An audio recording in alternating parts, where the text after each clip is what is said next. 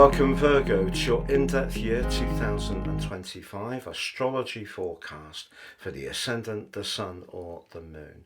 I'm going to briefly outline how I'm going to structure the video. First up, I'm going to look at two eclipses that occur in the latter part of 2024. The first ushers in a new eclipse series that goes between the signs of Pisces and your sign of Virgo. That's going to be hugely influential in the new year, but the process starts in September 2024. The second eclipse occurs on the 2nd of October. It's a solar eclipse and also will be very potent in the early months of the new year. So we need to explore those. I'm going to share with you on screen your solar return at the start of the year.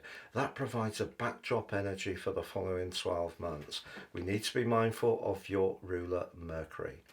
Now on the 11th of January, a huge event, the nodal axis, the true nodal axis, reverses into Pisces for the north node and Virgo for the south, reflecting the shift of the eclipse series. So that's really, really influential because Neptune since 2012 and Saturn over the last couple of years have been impacting on your sector of relationships. Neptune may have brought huge opportunities, but perhaps also some crushing disappointments. Saturn has also brought a much greater sense of reality over the last couple of years. The North Node comes in to explore just where things are around your relationships. And we've got 3 more eclipses in 2025, which are on the cusp between the axis of Pisces and of Virgo. So juggling your personal identity with your connection to others is really the big story of this year. Now there's a lot of activity early in the year in the sign of Aries, which for you can be deep transformations, the 8th house, also where you're most invested financially or emotionally. It begins with Venus, but Venus then goes into a retrograde. It's followed by Mercury, which goes into a retrograde. So it's a bit stop and start. We then have in the middle of March the second of the eclipse series, but this time in Virgo. What does that mean? Because it is opposite the powerful energies of Saturn. We then have the first of the cardinal quadrants, the spring equinox. The sun moves into Aries, but it's very close to Mercury and Venus. It's followed by the solar eclipse, the last in a series between the signs of Aries and Libra. And if you are wanting to be very entrepreneurial, for sure this can be the year to do it. But Neptune gliding mysteriously into your 8th house, what's that about? It's going to be for just under 8 months. Neptune takes 164 years to complete its entire circle. This year, therefore, is 163 years. Next year, it's going to be in your 8th house for the long term. So you get a bit of a taster of it. But on the 25th of May, Saturn aligns with Neptune. But Saturn is not at its best in Aries. Aries is about go. Saturn can be more about at least restraint, if not no. So we need to modify the structural, methodical and applicational energies of Saturn working with the inspirational, spiritual vibe of Neptune. But there's no doubt about it, the 8th house can be brilliant if you are an entrepreneur and you want to cut a thrust and you have got some very novel approaches, then that can be very helpful. But the 8th house can also be to do with very, very deep transformations in terms of our psychology. We have got Jupiter, the planet of growth, moving into a glorious location for you, however, on the 9th of June. That's your chance to link with people in a really positive way in the following year. So new friendships can be heading your way for sure. But then we move into some quite heavy traffic. We have in June the second cardinal quadrant, the sun moves into the friendly sign of Cancer, but what we also have is a square with Saturn and Neptune. So your friendships could be moderated in some ways, or your future direction by financial reality, or because people are not quite as available or devoted as you would like. Now we also have on June the 25th a new moon in the part of your situation to do with your future hopes and friendships. That's also forging a very tricky right angle with Neptune, but a very powerful link to Mars. So I need to unpack that for you. But July the 7th does see Uranus go right to the top of your chart. If you are someone with unique ideas that haven't quite found an outlet, the next 4 months give you a great opportunity to explore that. It also links back to Pluto, your 6th house of practicalities, and also Saturn and Neptune, the 8th house of transformations. It's known as a minor grand trine or a golden triangle. It's obviously very, very powerful for us all collectively. But then we're going to find in the latter part of the year that the three movers also return to whence they came from. But September is a huge month, to be honest. On the 1st, Saturn goes back to Pisces. On the 6th, Uranus goes retrograde. On the 7th, we have a lunar eclipse in your opposite sign. On the 21st, we have a solar eclipse in your sign, but it's opposite the stern, steely Saturn, now back in your sector of relationships. On October the 22nd, Neptune returns to your sector of relationships. And in November, on the 8th, Uranus returns to the sign of Taurus. So the big picture of this year, really, I feel, is the eclipse series featuring your sign and Pisces, and the nodal axis reflecting that. So the energy of the movers is definitely in the mix, but it is that eclipse series and nodal axis which is so important, which I will explore for you.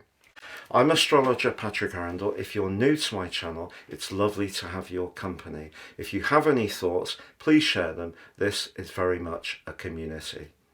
If you're a returning visitor, it's great to have your company once more, and all your views and interactions are truly appreciated. About 50% of people who enjoy my videos regularly are yet to subscribe. If that's you, please help the channel to thrive. Click that sub button and also the bell notification symbol. Please take advantage of my unique year 2025 personal horoscope forecast promotion. If you order in 24, you'll get the rest of that year free, but in my special package of 30% off, you also get your life roadmap report. This will help you to understand the patterns that have played out in your life so far, get a much more intimate understanding of how these have played out and how you can work with them future forwards. But with your forecast as well, it's a fantastic amount of information. It's great value, totally unique for each person it's produced for. Please see the link below for more. If you'd like to talk to me personally, I am a consulting astrologer. Please check out my testimonials below. I don't edit these. As they come in, I share as is. Relationships are incredibly important for us all. Whether we want one or not, we have one with ourselves, our neighbours, our friends, our family members and our colleagues. If you'd like your relationships to work better, but use the power of Western tropical astrology, check out matchful.me. This app combines serious astrology with psychological profiling. It's not based on sun sign analysis. You can enjoy it by clicking on the link below, and if you type in Patrick in the coupon form, you'll also get an additional discount. So Virgo, on the 18th of September 2024, we have the first in a new eclipse series featuring the signs of Pisces and also Virgo, your sign. But the first one's in Pisces, and it's very close to the shimmering, shifting, sometimes hard to read energies of Neptune. Think back to 2012. You may have encountered someone who's really captivated you, particularly in a romantic dimension, but you may also have encountered someone who's proved tricky, deceptive, and rather unreliable, and that may have created a lot of frustration. Over the last couple of years, as the cool Saturn has occupied that part of your chart, he's been pushing you to be very much more realistic about your connections and interactions with others, whether it's the people you need to compete with professionally, or it is the people that you're trying to link with socially or romantically. Now, what's going to happen is this particular event is suggesting in some ways if there has been a part of you that has been a little bit too optimistic around what you can get from other people, you need to counter that with the solar eclipse energies in the cool air sign of Libra of the 2nd of October, which has your ruler applying to that event. And your ruler's asking you to measure things, to view things in a cool, detached way and analyse the benefits practically to you. Now that can be about finance, because the second house is everyday money, but also self-worth and values. So those links to others relate it back through the lunar eclipse to the solar eclipse, where you're actually finding the value from those connections, and that will take you into the new year. Now on the screen now, I'm showing your event chart right at the start of the year. As ever, we need to be mindful of the luminaries. The moon this year, very close to the sun. The sun's always in your 5th house at the turn of the year, but the moon is because we've just had a new moon at the end of 24. So as you go into the new year, there is a sense that you could be optimistic about showcasing your talent, flair, enthusiasm. You want this year to be upbeat, and why not? That's perfectly understandable for sure.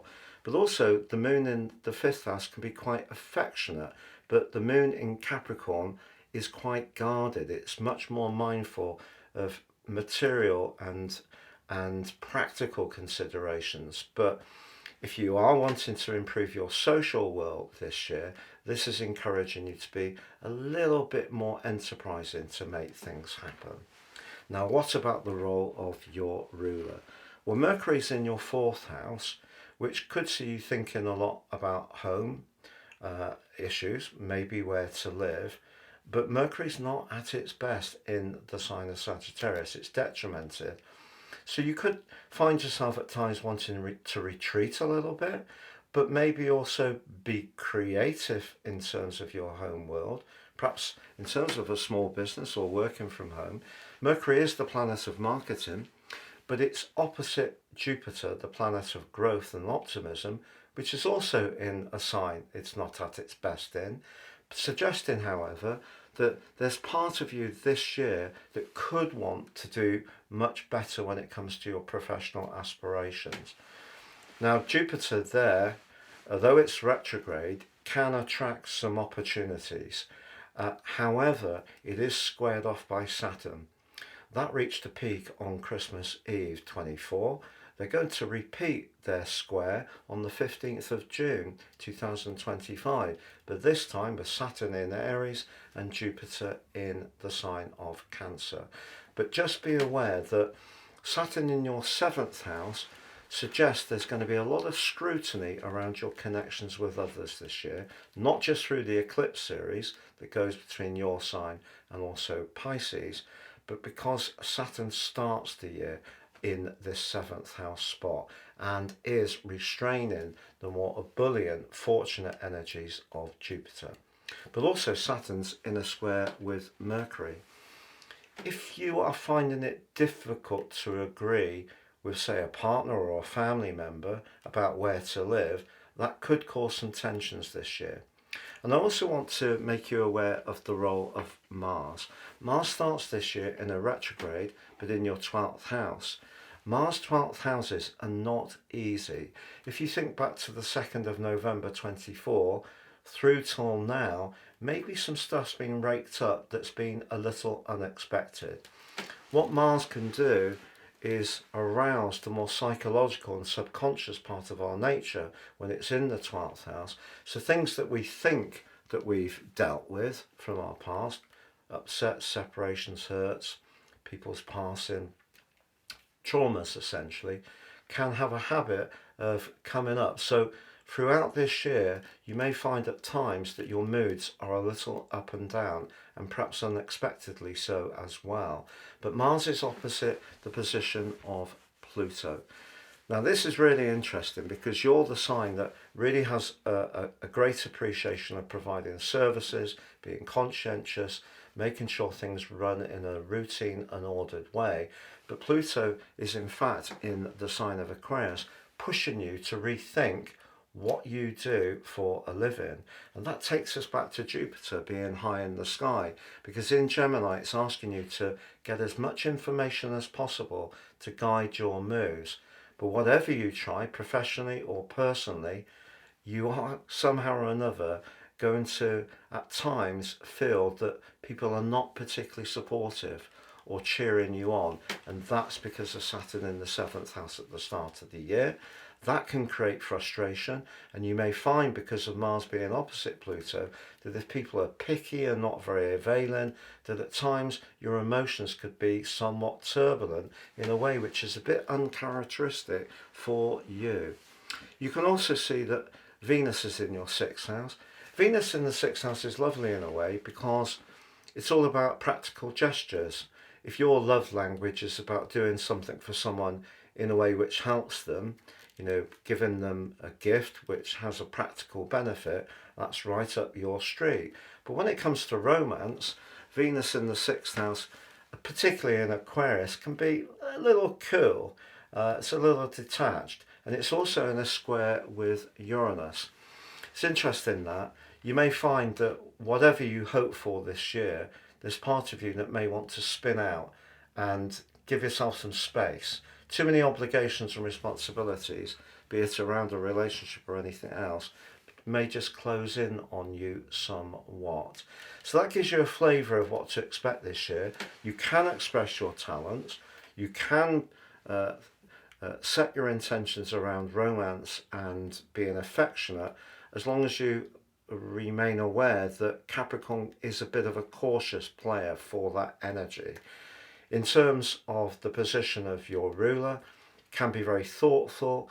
I feel that where you live could be part of this year's conversation, but the conversation, the connection to others, is really what stands out for me, because on the 11th of January you're going to have the nodal axis move to join the North Node with Saturn and initially Neptune in your sector of relating. And I feel because that's something that only happens, the nodal axis takes 18.6 years to complete. So think back to 18.6 years ago, if you're old enough, and you get an idea of what you might expect this year. So on the 6th of January, Mars in its retrograde moves back into the friendliest part of your chart, the sign of Cancer. And if you go back to the period up until the 2nd of November, you had an 8-week period before then when you may have found yourself linking up with others and enjoying quite a social time. So there is the potential for that, but because Mars is in retrograde through to the 24th of February, there could still be some frustrations. Goes direct then, and it returns to your 12th house on the 18th of April. So that's still deep stuff. And just as that's all cooking up, we do have a selection of energy developing in the sign of Aries. It begins with Venus, it's followed by your ruler Mercury, both go retrograde. So when it comes to transformations or deep devotion, things can be a bit off and on.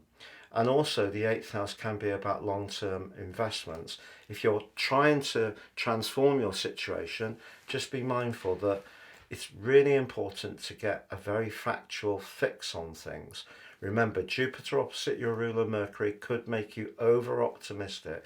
So make sure you test things in a very scrutinizing way. I know that's part of your nature, but don't forget to do that this particular year. So that development of that nodal axis is augmented on the 14th of March by the second in the series of the eclipses between your sign and Pisces, and this time it's in your sign, in Virgo, but it is going to be very impactful in terms of Saturn. So Saturn can be a cool, dry, testing influence, and essentially what this eclipse series is asking you to do is get the balance between your connection to others and setting your boundaries, but also manifesting your true individuality. If we're too giving, which Neptune may have seen you be since 2012, we lose our identity. Saturn's come along with some harsh lessons, I sense, over the last couple of years. So you're being reminded of what you've learned since Saturn moved in March 2023, and work with that energy. So if there is someone who's calling out to you that you hugely fancy with all that Aries, which is very hot, potentially very sexual energy, just be aware of what you might be getting into. Now, we have on the 20th of March the start of the Western Tropical Astrological Year, Cardinal Quadrant 1, and Mercury, your ruler, and Venus are threaded into that energy. It could be really exciting for you. But then on the 27th, Venus retrogrades back into your sector of relating. So that stop-start around a relationship could show itself at that time. The 29th, we have the last of the solar eclipse series between the signs of Aries and Libra. 8th house can be huge changes. If you're someone who's very entrepreneurial, this could give you a big push to do something quite significant in the following 6 months. But also it could be a time of endings, beginnings and endings, rebirths. It's very much the Phoenix solar eclipse for you. It's augmented by Neptune, dreamy and drifty, moving into Aries on the 30th of March. Let's explore Neptune here. It forges a link with Pluto straight away in your 6th house of services, work and physical health. Neptune here, the 8th house. The 8th house can be long-term finances, investments, can be shared resources, but it can also be sex, intimacy. Neptune can be confusing, but also can be very evocative and tempting. If there is something that's calling out to you, for example, if someone says to you, look, there's this new scheme, a side hustle, a get-rich-quick scheme, and they're really outlining how amazing it can be, appealing to your imagination, you can see the potential for trouble. But equally, if you're listening to your instincts and your connection to that person feels right because of the nodal axis and the new eclipse series, and you feel you have got your boundaries clear and you're open still to connecting, this could be a magical transformational time, augmented by the strict Saturn on the 25th of May. But Saturn's not at its best in Aries, because Aries is about initiation. Saturn is about the maturing of the cycle because it rules the sign of Capricorn and co-regent in Aquarius. So Saturn rules time, it's all about karma. The 8th house can be about endings. Just be conscious of that. But the 8th house can also be about being very tactical and shrewd with resources. So if you have patience, persistence and imagination, you could do well around resources.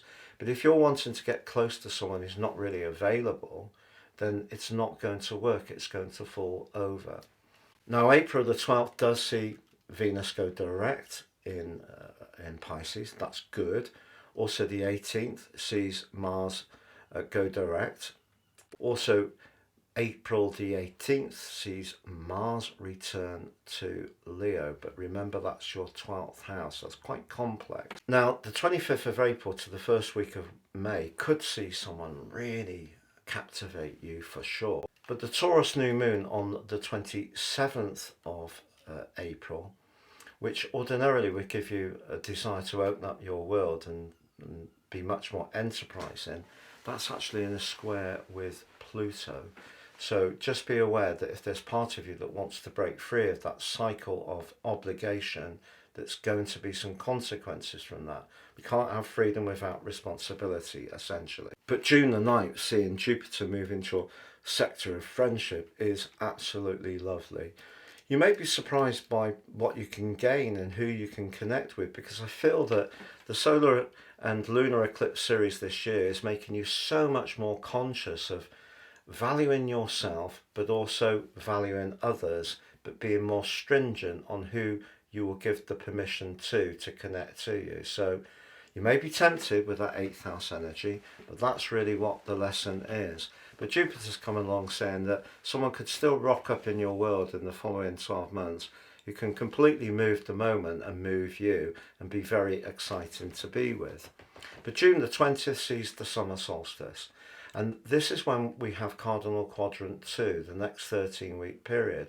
Ordinarily for you, a very playful, interactive, networking time, but that event squares up with Saturn and Neptune. The value of your friendships is really going to come under the astral microscope. The Cancer new moon of the 25th of June is also in a complex angle with Neptune, so it's the same issue. So you can see that that combination of Saturn and Neptune in Aries, as much as some astrologers are almost certain to tell you it's the start of an incredible new dawn, which it can be, you still have to be aware of what part of your situation it's influencing, and the 8th house is very, very complex. But in July, on the 7th, Uranus moves to the part of your situation which is to do with enterprise, ambition and goals and your worldly connections. Uranus can be an erratic influence. It has been pushing you since 2019, since March, to be more daring, to break down that part of you that loves a formulaic lifestyle and be a bit more spontaneous. However, it is going to be in your 10th house for 4 months. It forges an amazing link with Pluto. So if you have got a sensational and very progressive and innovative idea, this would be the time to seek out the finance and go for it for sure. However, your ruler, Mercury, does go retrograde on the 18th of July. This could create some frustration. People you would hope to be in touch with you are not. You can feel a bit isolated and things feel remote. That can be quite challenging. The 24th of July sees the new moon in Leo. Now this actually forges a stunning angle to Uranus.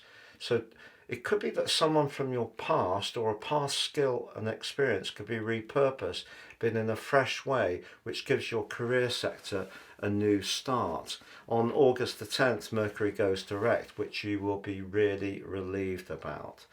But on August the 23rd, we do have a square with Uranus. And this comes from a new moon in your sign. So we have a blue moon situation. You're going to have this event squaring up with Uranus. So it's all about you as an individual, trying to manifest what works for you, but having to work in with what could be a quick changing, unpredictable landscape when it comes to your professional situation. Or perhaps you're going to use this provocative square to your advantage to do something completely spontaneously, and that actually could be very exciting. On the 1st of September, however, Saturn returns to your sector of relating. Uranus goes into a retrograde. On the 7th, we have a lunar eclipse in your opposite sign. On the 21st, we have a solar eclipse in Virgo, reminding you of the importance of your needs as an individual and having an iron will over your boundaries because it's opposite Saturn. But you may find that you don't get the energetic uplift that you would normally like to believe you would from a new moon or solar eclipse because of the resistance that Saturn creates. September the 22nd, however, sees the autumnal equinox. It's all about the money, and you're being asked in the following 18 weeks to grapple with that. Remember, that was part of the theme from the solar eclipse of 2024. The 22nd of October, Neptune returns to Pisces. The 8th of November, Uranus returns to Taurus. So we get a big shake-up this year, but actually it's a shake out, because at the end of the year, the thing that's really going to be consistently important is the axis between the eclipses in your sign and Pisces and the North Node in particular, because that's your future direction. That's where you're being drawn towards. So Neptune may have mystified enchanted or frustrated you since 2012. Saturn may have given you a much cooler demeanour in terms of your relationships the last couple of years. But I feel the North Node can give you an opportunity to really equate and understand all the learning so you get that right pivot between what you need as an individual, what you're prepared to give to others, but also it could bring a significant relationship into your world.